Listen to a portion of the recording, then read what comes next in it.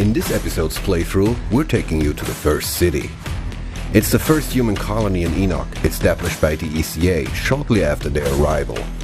The huge structure in the background is actually one of the engines of the SM Flores, the massive spaceship you and the rest of humanity used to travel from Earth to Enoch. It was brought down to the surface of the planet to serve as a temporary power source for the colony. But when the first big anomaly storm hit the first city, the engine was damaged and at the risk of a meltdown.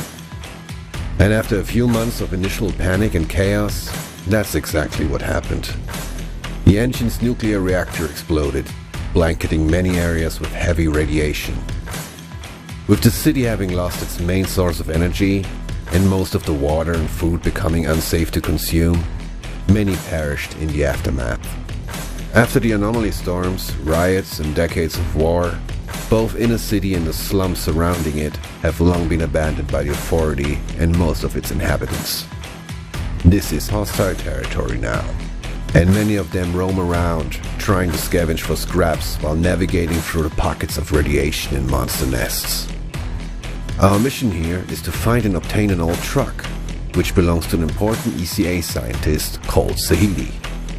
Zahedi claims something on this truck holds invaluable information about the anomaly and the mysterious signal.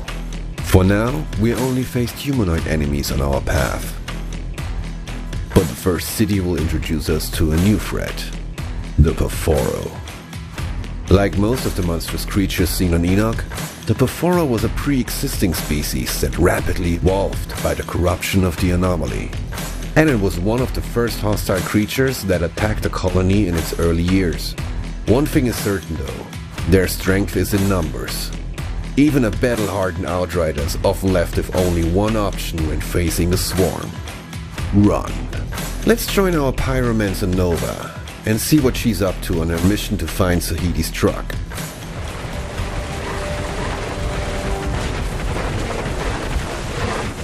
Yeah, like I said, sometimes you just need to run. But not for long.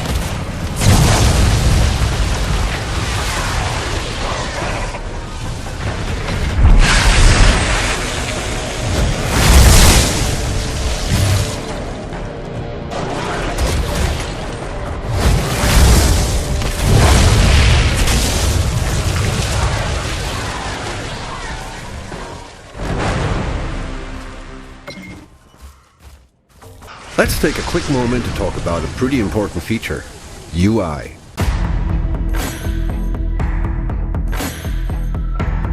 We know that screen real estate is important to shooter fans. There's a lot of information that needs to be delivered, and players have various preferences in terms of the hierarchy of information. We're conscious that different people want different things from an RPG shooter. Some people like seeing everything, from damage, numbers, quest trackers to life bars and more, while others might want a more pure shooter experience. Everyone falls in different places on that spectrum, so we made sure to include options to customize your UI experience however you like. Let's see if I can clear up my screen a little. I really want to take in the view today, so I'm changing my HUD to a more minimal shooter style UI. Let's return to our Pyromancer Nova now. She made good progress through the ruins of First City and is now heading towards a giant drawbridge.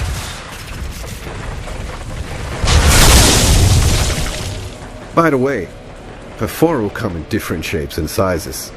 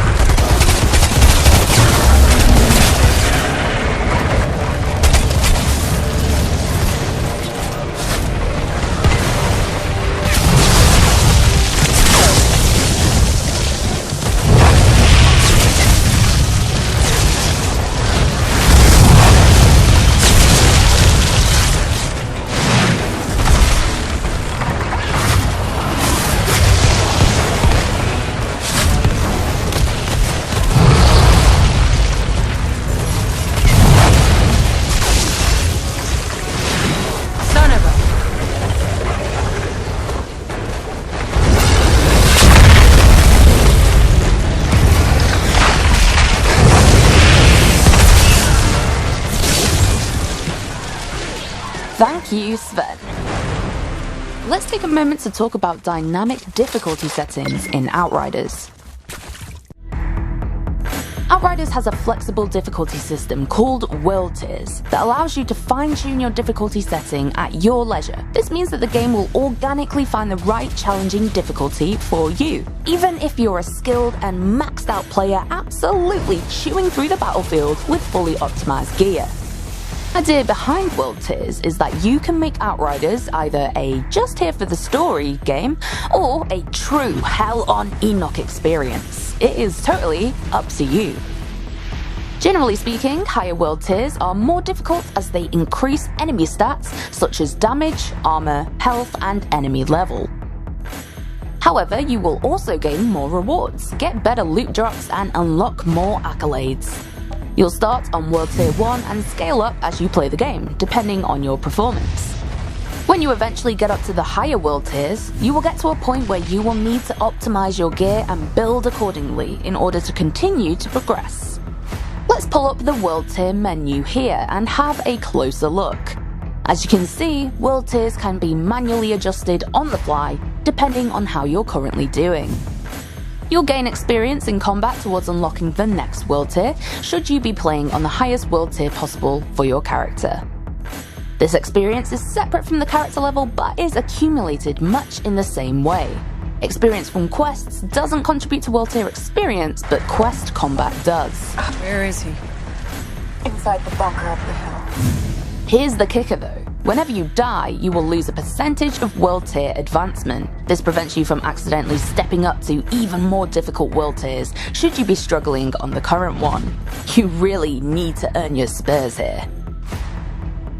Each newly unlocked World Tier will also reward you with either a resource or a new rare, epic, or legendary weapon, and in some cases, both. Higher World Tiers will enable loot to drop that is actually of a higher level than the player themselves. This starts at World Tier 4 and scales till World Tier 15. At the same time, playing on these same World Tiers will allow the player to wear gear that is higher than their level while they are in that World Tier. One final note on difficulty. The difficulty of the game and enemies will also be impacted by the amount of players in the game. This will ensure that the game remains challenging while playing in groups with friends, but it isn't punishing to the point of not being fun when playing solo. For now, things were a little on the easy side for us back there, so let's crank things up a gear. Thanks, Lucy. Nova likes her enemies tough, so yeah, bring it on. One of the things we've been super mindful of during development is how all that background and exposition is delivered. We know that one of the pains of this genre is having to work to consume story. We don't want our lore to be a chore or an obstacle to immersion. So we've ensured that everything is on the disc and in the game itself. While exploration and talking to NPCs will deliver additional context and background, bios, backstories and lore are unlocked as you play, and can then be pulled from the menu at any time. So, say for example you want to learn about the first city and the initial colonization of Enoch. You can check it out right here. The next section will be pretty tough, so ask my friend and community manager Robbie to tag along for a little co-op action. He's sporting a badass trickster in a complete legendary gear set. Now let's do some real damage. We have a truck to find.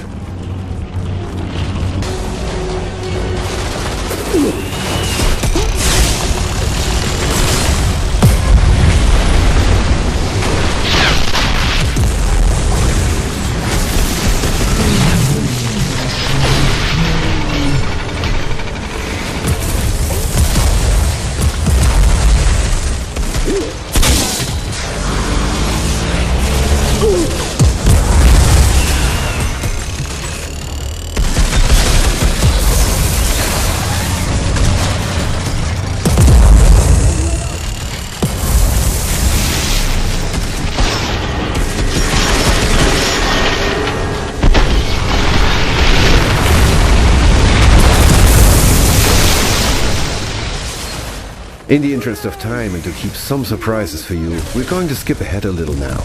Let's join the final minutes of the brutal finale against the portal-wielding captain.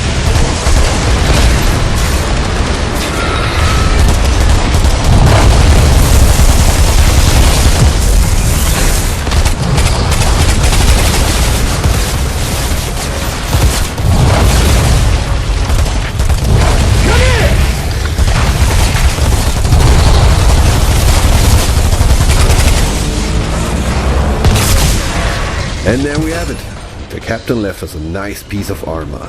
And yeah, a couple of limbs too. We hope you enjoyed our little trip to First City, and I see you in the next episode. Stay safe out there.